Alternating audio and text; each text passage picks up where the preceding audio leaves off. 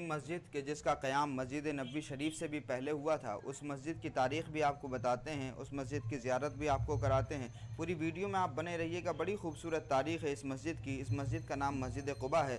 رسول پاک صلی اللہ علیہ وآلہ وسلم نے مکہ شریف سے جب مدینہ شریف کی جانب ہجرت کی تو سب سے پہلا کام رسول پاک صلی اللہ علیہ وآلہ وسلم نے مسجد قباء کی تعمیر کا کیا۔ آقا علیہ الصلوۃ والسلام نے بنفس نفیس خود اپنے ہاتھ سے اس مسجد میں پہلا پتھر رکھا، اور پھر اس کے بعد میں اس مسجد میں سیدنا ابو بکر صدیق رضی اللہ تعالیٰ عنہ اور حضرت عمر بن خطاب رضی اللہ تعالیٰ عنہ نے بھی پتھر رکھا۔ یہ قباء وہ تاریخی مقام ہے کہ جس میں آقا علیہ الصلوۃ والسلام نے ہجرت کے بعد میں مدینہ منورہ میں داخل ہونے سے پہلے آرام کیا تھا۔ قباء وہ تاریخی مقام ہے جہاں اسلام کی سب سے پہلی باقاعدہ مسجد تعمیر ہوئی۔ لاکھوں مسلمان دنیا کے گوشے گوشے سے ہر سال یہاں زیارت کی غرض سے آتے ہیں۔ آنے والے وہ بھی ہیں جو سعودیہ میں ملازمت کرتے ہیں، آنے والے وہ بھی ہیں جو عمرہ، زیارت اور حج کے ارادے سے پہنچتے ہیں۔ یہ تمام لوگ مدینہ منورہ پہنچتے ہیں تو مسجد قباء کی بھی زیارت کرتے ہیں، اور وہاں پہنچ کر محبوب آقا علیہ الصلوۃ والسلام اور حضور کے صحابہ کی قربانیوں کو یاد کرتے ہیں، اور ان تمام تاریخی مقامات کو دیکھ کر کے رسول پاک صلی اللہ علیہ وآلہ وسلم کی محنت، حضور علیہ الصلوۃ والسلام کی اسلام کی تبلیغ و اشاعت کے لیے جو قربانیاں تھیں، ان تمام قربانیوں کو یاد کرتے ہیں۔ تو قباء مدینہ منورہ سے ایک فاصلے پر ہے۔ یہ وہ بستی ہے جہاں انصار کے خاندان آباد تھے۔ یہ وہی مقام ہے جہاں آقا علیہ الصلوۃ والسلام کی سواری پہنچنے پر مدینہ منورہ کے انصار نے استقبال کے لیے کھڑے ہو کر یہیں پر استقبال کیا تھا، اور یہیں پر پھر اسلام کی سب سے پہلی مسجد تعمیر ہوئی، جس کا ذکر اللہ رب العزت نے قرآن مجید میں اس طرح فرمایا ہے کہ لَمَسْجِدٌ أُسِّسَ عَلَى التَّقْوَىٰ مِنْ أَوَّلِ يَوْمٍ أَحَقُّ أَن تَقُومَ فِيهِ، کہ اس مسجد کی جو بنیاد ہے وہ تقوی کی بنیاد پر رکھی گئی ہے۔ مسجد قباء مدینہ منورہ کے جنوب میں واقع ہے۔ یہ مسجد نبوی شریف سے 5 کلومیٹر کے فاصلے پر ہے۔ اس میں ایک کنواں ہے جو حضرت سیدنا ابو ایوب انصاری رضی اللہ تعالیٰ عنہ کے نام سے مشہور ہے۔ قباء محلے میں ہونے کی وجہ سے اس مسجد کا نام بھی قباء رکھا گیا۔ شروع میں مسلمان بیت المقدس کی طرف رخ کر کے نماز ادا کیا کرتے تھے۔ قبلہ تبدیل ہوا تو سب خانہ کعبہ کی طرف رخ کر کے نماز ادا کرنے لگے۔ قباء کے باسیوں نے، قباء کے رہنے والوں نے مسجد قباء کا رخ تبدیل کرنا تھا تو خود رسول پاک صلی اللہ علیہ وآلہ وسلم تشریف لائے اور سب کے ساتھ مل کر قبلے کا رخ متعین کیا، اور ترمیم و اصلاح میں خود رسول پاک صلی اللہ علیہ وآلہ وسلم نے حصہ لیا تھا۔ مزید بڑی دلچسپ تاریخ ہے، جب انصار کو یہ پتہ چلا تھا کہ رسول پاک صلی اللہ علیہ وآلہ وسلم مکہ سے ہجرت کر چکے ہیں اور مدینہ منورہ پہنچنے والے ہیں، تو انصار مدینہ روزانہ صبح سویرے مدینہ منورہ سے نکل کر کے آقا علیہ الصلوۃ والسلام کے استقبال کے لیے قباء کے مقام پر آ جاتے۔ دھوپ ہوتی تو واپس چلے جاتے۔ رسول اکرم صلی اللہ علیہ وآلہ وسلم ربیع الاول کے مہینے میں اس قباء مقام پر پہنچے تو بنو عمر اور بنو عوف میں قیام کیا۔ آرام کے بعد نبی اکرم صلی اللہ علیہ وآلہ وسلم نے اس مقام پر جو سب سے پہلا کام کیا وہ اسی مسجد کی تعمیر تھی۔ یہ مسجد کلثوم بن ہدم کی زمین پر قائم کی گئی۔ اس مسجد کا پہلا پتھر خود رسول پاک صلی اللہ علیہ وآلہ وسلم نے اپنے دست مبارک سے رکھا۔ اس کے بعد حضرت ابو بکر صدیق اور حضرت عمر بن خطاب رضی اللہ تعالیٰ عنہما نے بھی پتھر رکھا۔ صحابہ نے اس کی تعمیر میں بڑھ چڑھ کر کے حصہ لیا۔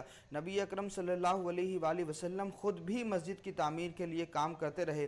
اسلام میں سب سے پہلی یہی مسجد ہے جو 8 سے 11 ربیع الاول یعنی 1 ہجری مطابق 3 ستمبر 632 عیسوی کے درمیان تعمیر کی گئی۔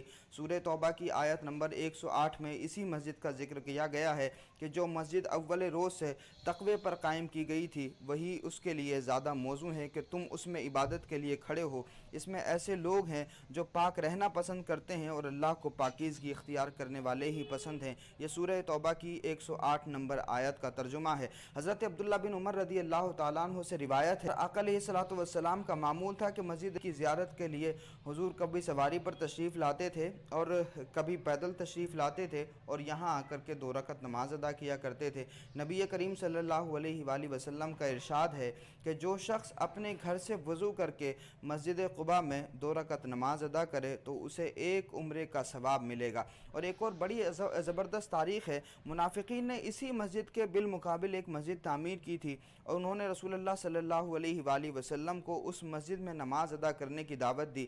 آقا علیہ الصلوۃ والسلام پر وحی لے کر کے حضرت جبریل امین نازل ہو گئے اور رسول اکرم کو آقا علیہ الصلوۃ والسلام کو حضرت جبریل امین نے ان منافقین کے فریب سے آگاہ کیا اور یہ آیت پہنچائی کہ کچھ اور لوگ جنہوں نے ایک مسجد بنائی اس غرض کے لیے کہ دعوت حق کو نقصان پہنچائیں اور اللہ پھوٹ ڈالیں اور اس بظاہر عبادت گاہ کو اس شخص کے لیے کمین گاہ بنائیں جو اس سے پہلے اللہ اور اس کے رسول کے خلاف برسر پیکار ہو چکا ہے، وہ ضرور قسمیں کھا کر کے کہیں گے کہ ہمارا ارادہ تو بھلائی کے سوا دوسری چیز کا نہ تھا، مگر اللہ گواہ ہے کہ وہ قطعی جھوٹے ہیں، تم ہرگز اس عمارت میں کھڑے نہ ہونا۔ تو یہ آیت نازل ہوئی تھی جب منافقین نے ایک مسجد بنائی تھی جس مسجد کا نام مسجد درار رکھا گیا تھا، اور ان کا ارادہ یہ تھا کہ کسی طرح سے مسجد قباء کے جو نمازی ہیں ان میں بکھراؤ پیدا کیا جائے، ان میں تفریق پیدا کی جائے اور ان میں انتشار کیا جائے۔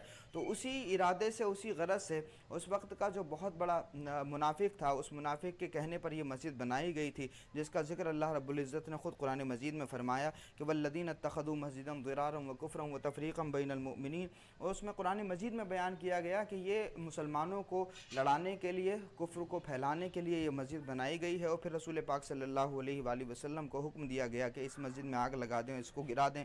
تو پھر وہ مسجد جو فتنوں کی بنیاد پر بنائی گئی تھی، اس مسجد کو پھر جلا دیا گیا۔ اب اس مسجد کی ایک اور زبردست تاریخ ہے۔ آقا علیہ الصلوۃ والسلام کی بنائی ہوئی اس مسجد میں تمام لوگوں نے پھر بعد میں توسیع کے لیے حصہ بھی لیا۔ خلیفہ سوم حضرت عثمان بن عفان رضی اللہ تعالیٰ عنہ نے اس کی توسیع کرائی، پھر عمر بن عبداللہ نے ولید بن عبد الملک کے زمانے میں اس میں توسیع و اضافہ کرایا، اس کا مینار بنوایا اور دالان بنوایا۔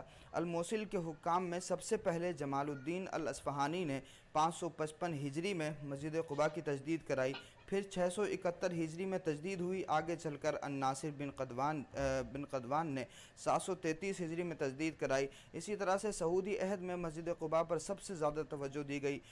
شاہ فہد بن عبدالعزیز نے بھی اس کی تعمیر نو میں حصہ لیا۔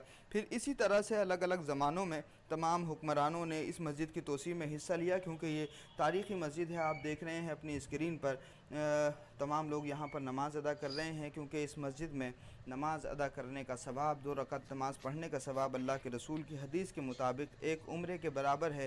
تو تمام لوگ دنیا بھر سے یہاں زیارت کرنے کے لیے حاضر بھی ہوتے ہیں، کیونکہ یہ وہ تاریخی مسجد ہے جس کا قیام مسجد نبوی شریف سے پہلے ہوا تھا۔ خود رسول پاک صلی اللہ علیہ وآلہ وسلم نے پہلا پتھر اپنے مبارک ہاتھ سے رکھا تھا، اور شیخین نے حضرت عمر بن خطاب اور حضرت سیدنا ابو بکر صدیق رضی اللہ تعالیٰ عنہ نے اور صحابہ کرام نے، یعنی اولین دور کے صحابہ کرام نے اس مسجد کی تعمیر میں حصہ لیا تھا۔ اور پھر آقا علیہ الصلوۃ والسلام خود یہاں نماز ادا فرمانے کے لیے آتے، کبھی سواری پر تشریف لاتے، کبھی پیدل تشریف لاتے۔ ہماری تمام لوگوں سے اپیل ہے کہ اس خوبصورت تاریخی مسجد کو، تاریخی مسجد کی اس پوری زبردست تاریخ کو لوگوں کے ساتھ میں ضرور ساجھا کریں۔ آپ ہمارے لیے دعا کریں، ہم آپ کے لیے دعا کرتے ہیں کہ اللہ رب العزت آپ تمام لوگوں کو بھی ماتھے کی آنکھوں سے اس مسجد کی زیارت نصیب فرمائے، اور اس مسجد میں کھڑے ہو کر اپنی بارگاہ میں سجدہ کرنے کی توفیق عطا فرمائے۔